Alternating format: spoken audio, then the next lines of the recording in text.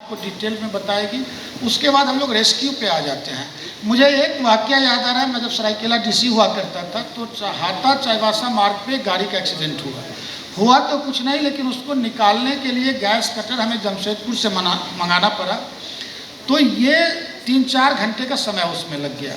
तो क्या हम लोग उस पॉइंट को, जहाँ पे मुझे लगता है बिल्कुल ही मिस कर रहे हैं कि कोई बस अगर एक्सीडेंट किया, कोई गाड़ी एक्सीडेंट किया, और जहाँ तक मुझे पता है कि अगर गाड़ी वगैरह पलटी खा गया तो उसकी लाइट वगैरह भी चली जाती है।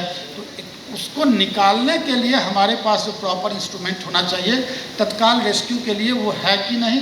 अगर नहीं है तो हम लोगों को उसका भी इंतजाम करना चाहिए। उसके बाद सारे आपको पता है बातें कई बार रिपीट हुई है कि एम्बुलेंस की व्यवस्था होना चाहिए और जो ट्रॉमा सेंटर वगैरह हमारा एक्टिव रहे, बाकी बातें भी बताएंगे। तो ये रेस्क्यू पार्ट कहीं ना कहीं मिस हो रहा है। और लास्ट पॉइंट हम बताएंगे क्लेम्स सेटलमेंट। जब ये रोड सेफ्टी अलग बना ऑनरेबल सुप्रीम कोर्ट के डायरेक्शंस पे, तो कई सारे आयाम, कई सारे डायमेंशन इससे जुड़ते चले गए। तो एक डायमेंशन है उसमें क्लेम सेटलमेंट का, चाहे वो हिट एंड रन का मामला हो, चाहे जहाँ पे गाड़ी पकड़ में आ जाए और इंश्योर्ड या अनइंश्योर्ड हो। हिट एंड रन के कई सारे क्लेम्स डिस्ट्रिक्ट्स में पेंडिंग है। तो वो आप लोग ज़रूर देखें कि कैसे जल्दी से जल्दी उसका डिस्पोज किया जाए। आप जो पुलिस डिपार्टमेंट से कंसर्न ऑफिसर इंचार्ज से बात करें कि क्या उनका चार्जशीट का या इन्वेस्टिगेशन का प्रोग्रेस है, उसके बाद इमीडिएटली होना चाहिए। दूसरा है जिसमें गाड़ी पकड़ में आ जाती है, उसमें भी केसेस काफ़ी पेंडिंग रहते हैं। दूसरा मुझे पता चला है कि जो वकील का एक्सपेंडिचर है, दो बहुत हेल्पफुल हैं वो लोग। हमें ये भी बताया गया है कि वो फर्स्ट होते हैं जो कि जाके लोगों को बताते हैं कि आपका ये प्रावधान है, ये मुआवजा बन सकता है। लेकिन साथ ही मुझे ये भी बताया गया है कि उनका जो अपना फ़ी है वो काफ़ी हाई है। तो क्या इस तरह में हम लोग झालसा या डालसा के मदद से या पैरालीगल वॉलंटियर्स को इंगेज कर सकते हैं कि नहीं, कि कम पैसे में क्लेम सेटल हो जाए।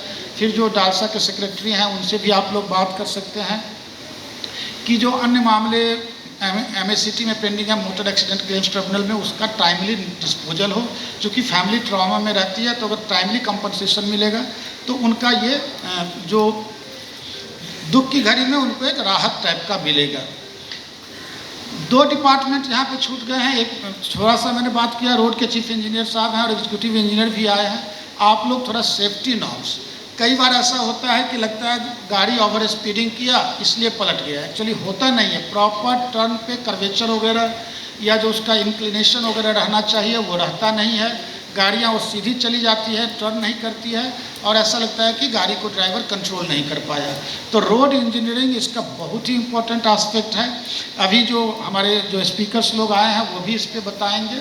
और दूसरा जो टीचर का मैं बात कर रहा था, जो मैं पब्लिक स्कूल का एग्जाम्पल दे रहा था, उसी तरह आपके यहाँ भी कुछ कुछ कार्यक्रम होते हैं। सरकारी स्कूल्स में 2 कम होते हैं, लेकिन 15 अगस्त, 26 जनवरी इन सब ओकेजन्स पे होते हैं। या कोई ग्रुप वगैरह आप बनाएं अपने स्कूल्स में जो कि बच्चों को सेंसिटाइज करें।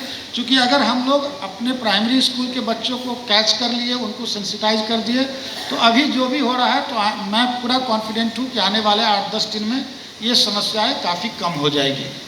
लास्ट में एक बात, 2 हमारे यहाँ रोड एक्सीडेंट और फैटिलिटी दोनों भारत के एवरेज से, जो कंट्री का एवरेज है, अन्य राज्यों से बहुत बेहतर है। लेकिन इसमें एक कॉशन करना चाहूँगा कि कहीं ऐसा तो नहीं है कि हम लोग डाटा कैप्चर नहीं कर पा रहे हैं। इस पॉइंट पे भी हम लोगों को अवेयर रहने की आवश्यकता है। तो हम लोग ये देखें कि जितने रोड एक्सीडेंट हो रहे हैं, छोटे हों बड़े हों, वो डाटा कैप्चर हो रहा है कि नहीं।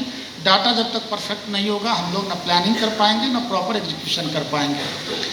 मैं सभी को धन्यवाद देता हूँ। माननीय मुख्यमंत्री महोदय को बहुत बहुत धन्यवाद देता हूँ, अपने व्यस्त कार्यक्रम में उन्होंने समय निकाला।